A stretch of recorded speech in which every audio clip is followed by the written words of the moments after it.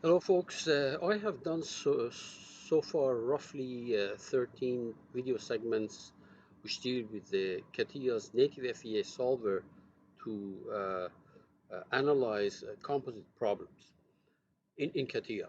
Now, all of these problems were so that the parts are made of layers or plies with different orientations. And because of that, all those material properties were 2D orthotropic. This problem that I'm going to be doing now is a slight variation, and here we have a sandwich plate. So let me actually start from the slide mode.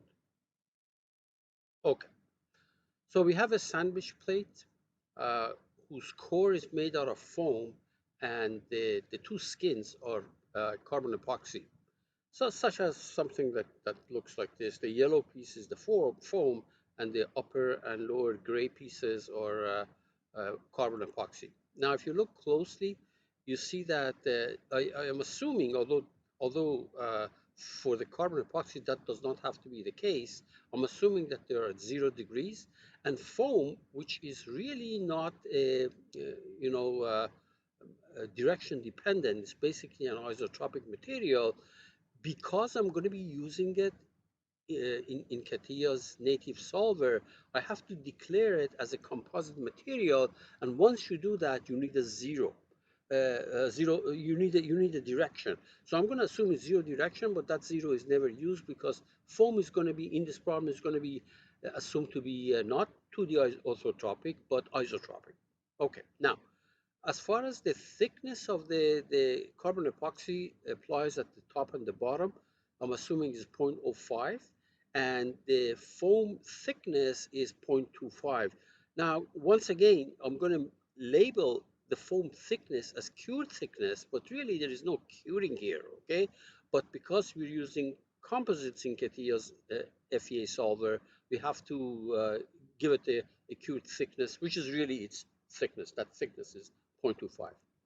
So the strategy is that I'm gonna make a strip 8 by 1, and this strip is a surface, and it's going to be meshed with shell elements later on. Although foam seems to be thick enough that one may be uh, tempted to use solid elements for it, but in CATIA, all composites they have to be done with shell elements. There is no solid, type of composite in CATIA.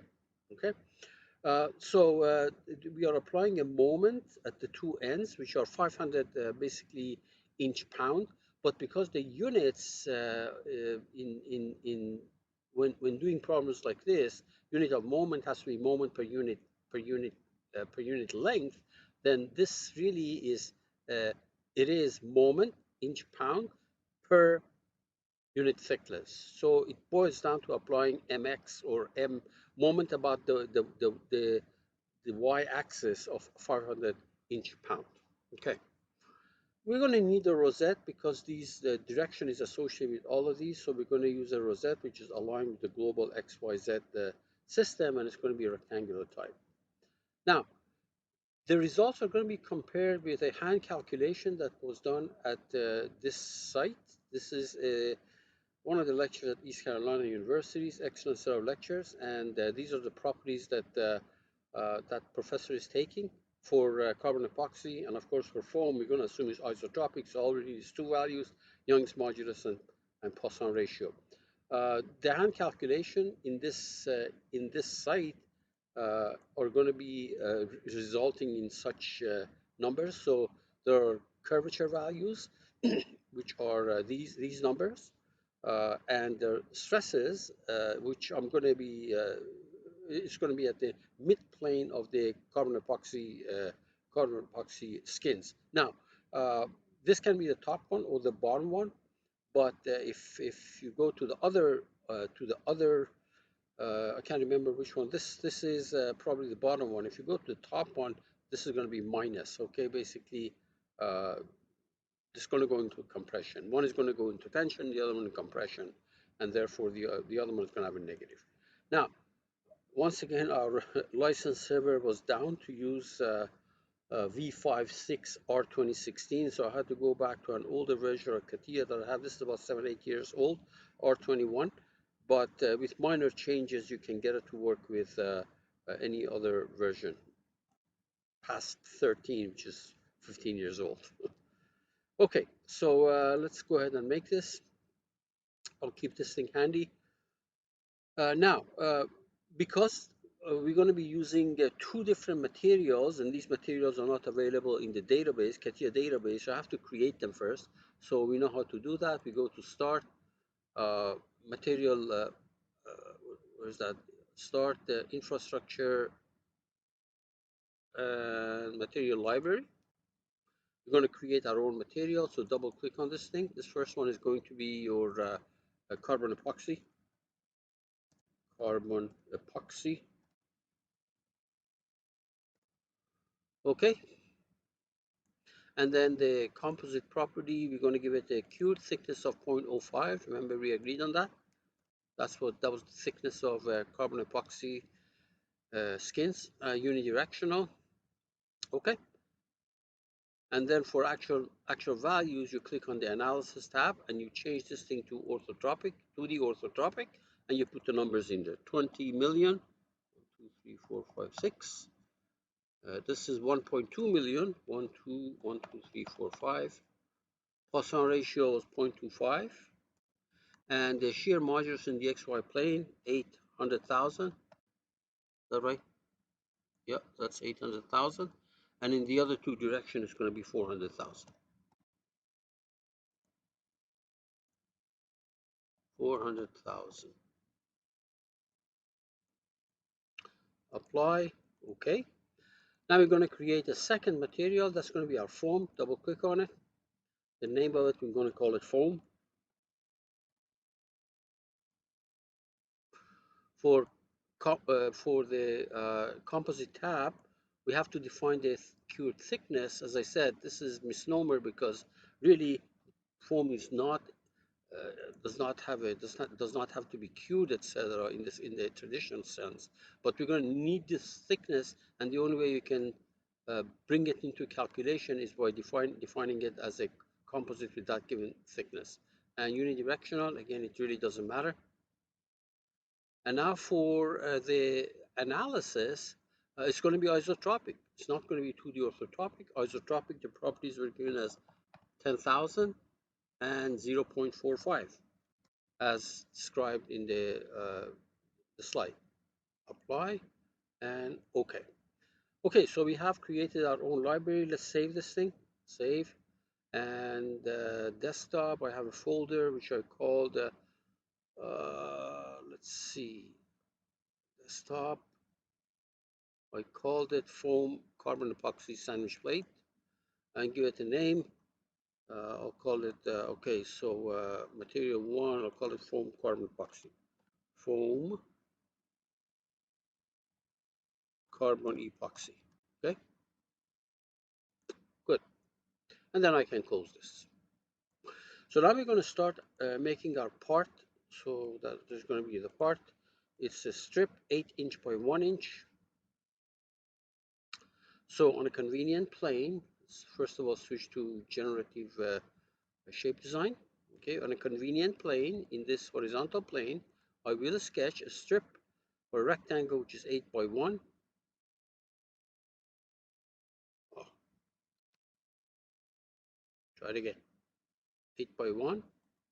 Let's give it some dimension. Excuse me. This is 8 inches. And this is 1 inch. Exit. Fillet, F-I-L-L. Fill it. There we are. And join this.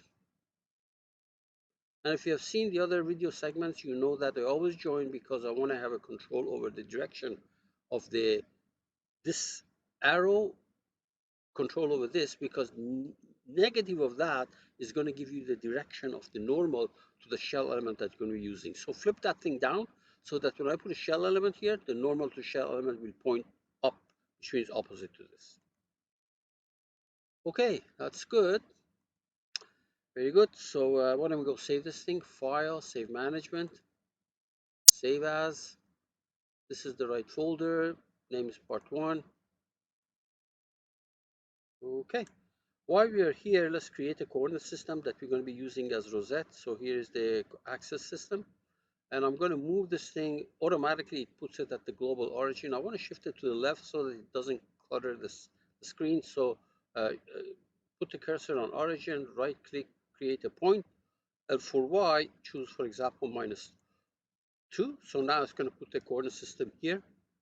And uncheck this current so that the measurements are not with respect to what I created here. The measurements are with respect to the non-current one, which is the global, or the current one, which is the global axis.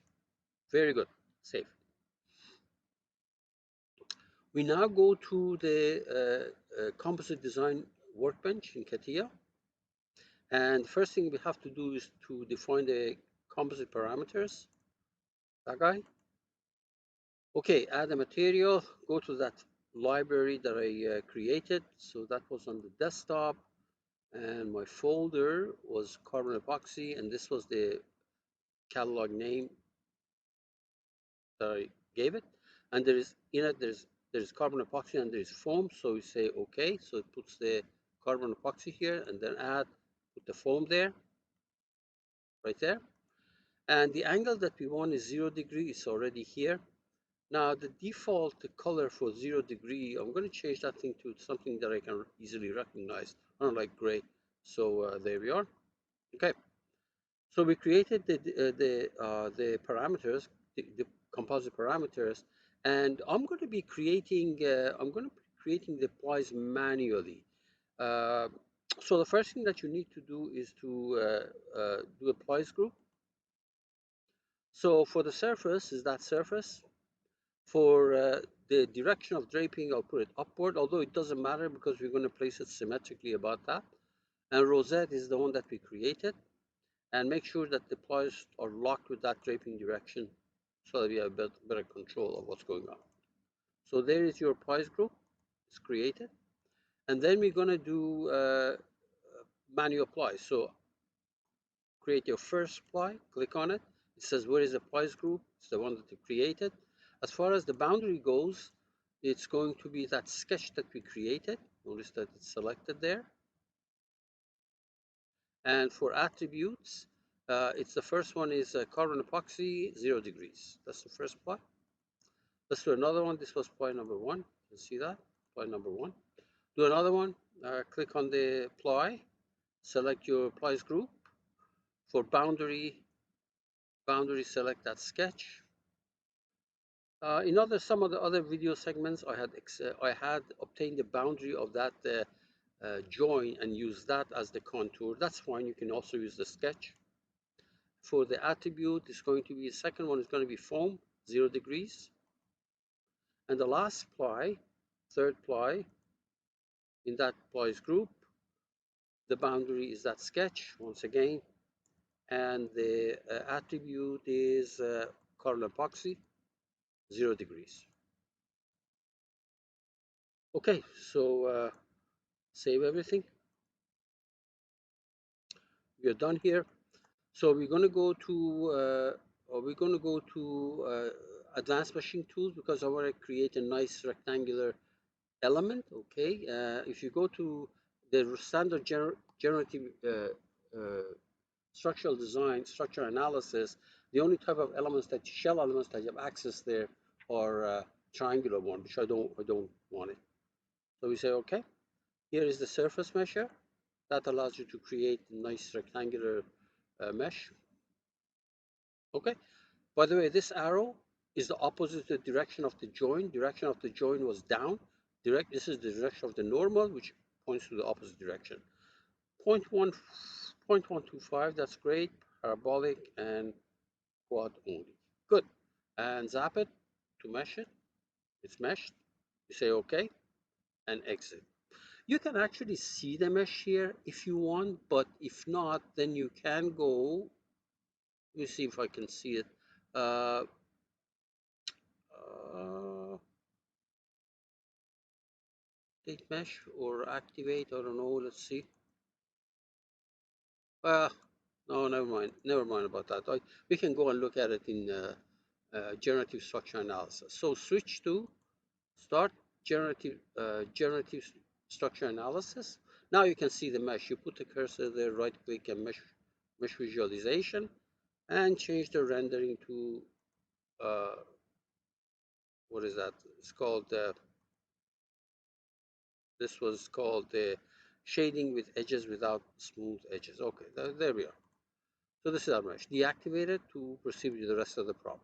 Okay, now what I want to do is apply the loads and restraints. First of all, let's apply the load first. Now notice that when I try to do moment there, see that under this second toolbar, there's a moment here.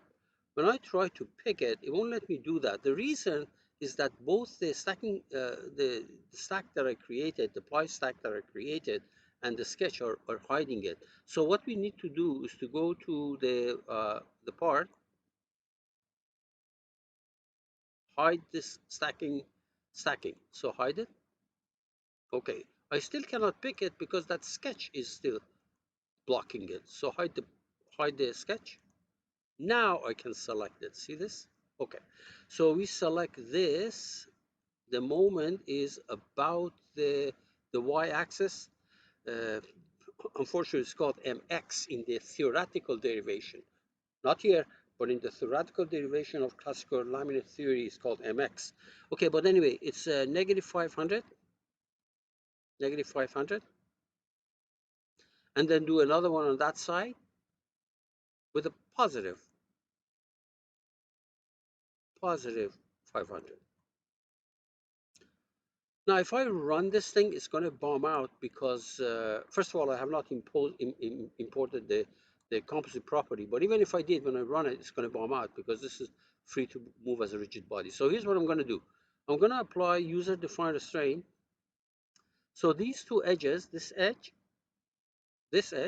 I'm going to assume that it doesn't move in X. Or X is like that. It doesn't move in X, and it doesn't move in uh, uh, in Z. Now, you can fool around with this thing a little bit if you want. You can use it so that you will also let it move along the X direction. But to compare it with those analytical results that I showed you, this will do the job. Okay, so that's fine. But I'm telling you that this can in fact move in the X direction. But I'm just ignoring that. Okay, and then again on the other side. Okay.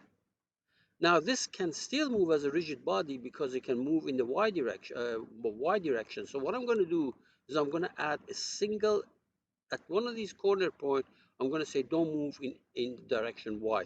And the easiest way to do this thing is don't move in direction y.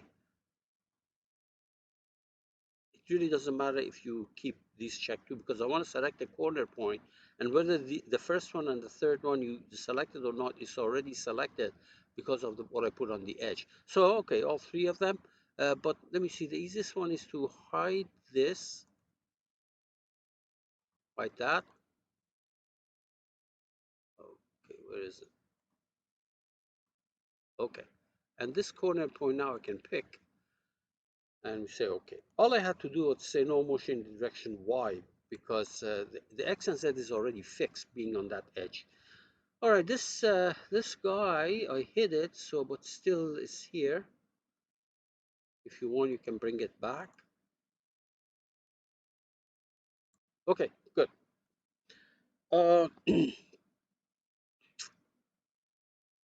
Very good. So let's go and import our composite properties. Import composite properties. Support is that surface that we created, and we're going to do it by ply. Okay. Uh, I'll talk about what happens if you try to do it by zone later on. Okay, by ply. So we go to this tree and select our ply group. There we are. Or you can do all the ply one by one. It doesn't matter what you do, it's going to select the entire group here. You say okay, and we're going to place it symmetrically. Okay, so putting it symmetrically means that draping direction really is irrelevant, so fine. And we're going to save our analysis. So file, save management, save as, right folder. Actually, I wanted to do the analysis. Analysis, save as, the right folder, analysis one. You say okay, and we close it. And we're going to run it. Always pray.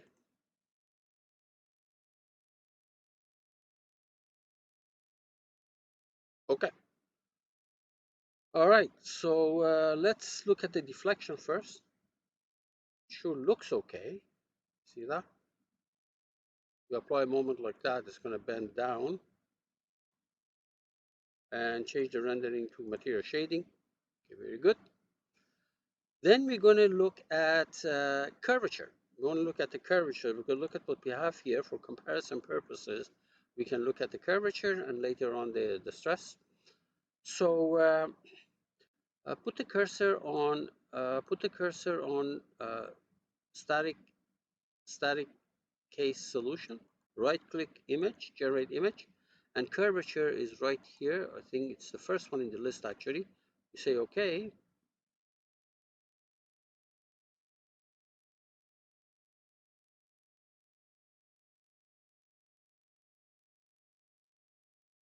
Let's see what we got here.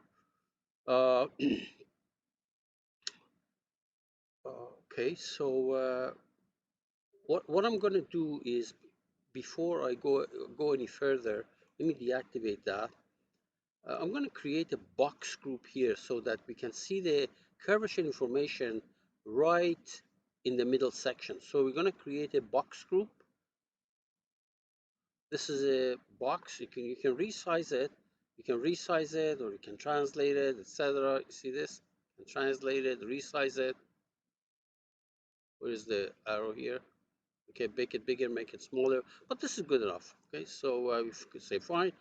Now we're going to double click on curvature, and we're going to say, okay, first of all, don't show me everything. Don't show me the deformed shape. Fine, so it's just going to give me the flat shape to begin with, and then selection box group. Okay, and hide the box. Now this looks very this looks crazy, but what it is the curvature at those nodes written as a number. That's what this thing is. And it says the curvature, the first curvature, which is kx, is negative 0.011. Whoa, look, negative 0.011. Hand calculation. Go to that site, see how they're doing it. Minus 0.011. The second one, second component, which is C22, which is ky, 00277. 00277. And of course, the third one is going to be very close to 0. And compared to those numbers, this is 0. That's good. So we matched the curvature. Okay. Uh, this is good news because believe me, if the curvatures don't match, you're not going to get those stresses. So let me okay, so let's go ahead and plot the stresses. So you put the cursor there on the static case solution, right click, generate mesh. And for the stress, you can filter it like that, say full stress tensor, you say okay. And it looks like that. By the way, this weird stuff at the end is because of the end effect. So we're going to stay away from these ends. We look at the middle section, double click, box group only, show me only the stuff there. And what are we plotting here? It is sigma 1. This is sigma 1, sigma 2, and tau 1 to sigma 1. And look at what it is, 33,000. 33,000. Now plot the other one. What is it? Well,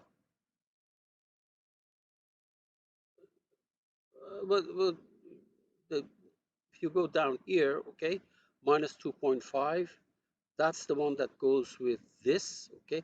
Actually, there may be a mistake here. I probably should have put a minus there. That's okay. That's my mistake.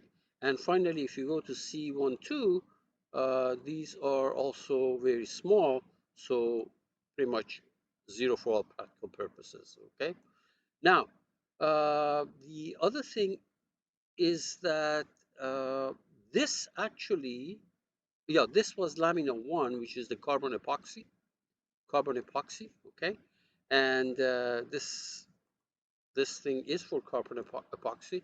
Now, if you go to lamina 2 and look at C11 for lamina 2, okay, uh, needless to say that it's going to be zero because lamina 2, the middle surface of lamina 2, because you placed it symmetrically, for lamina 2, the middle surface is actually not under any, you know, on any axial uh, loading condition. It's the neutral surface of that basically part or beam, if you want to think about it, and therefore it's zero. And lamina 3 is going to be exactly like what we got before, except that they're off by minus signs. See, this is, if you go to C22, you're going to get your 2.5, and I said that, I screwed up there. One of them is positive, the other one is negative. Yeah. Okay, now, a couple of comments. Notice that I use the ply method. I use the direct ply creation. I advise you to go and create a zone, just like I did, okay?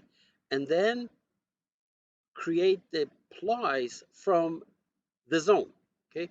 This is video segment 2 or 3 in the series of composites that I did. If you don't know how to do the, uh, generate plies based on zones, please go ahead and look at videos, probably 3 or 4, I'm not sure. Definitely not video 2, 3 or 4, okay? And it'll tell you, and advise you to go and do that, and then check your answer with these to see what your conclusion is. I don't have a good news for you, but I urge you to do it. Have fun.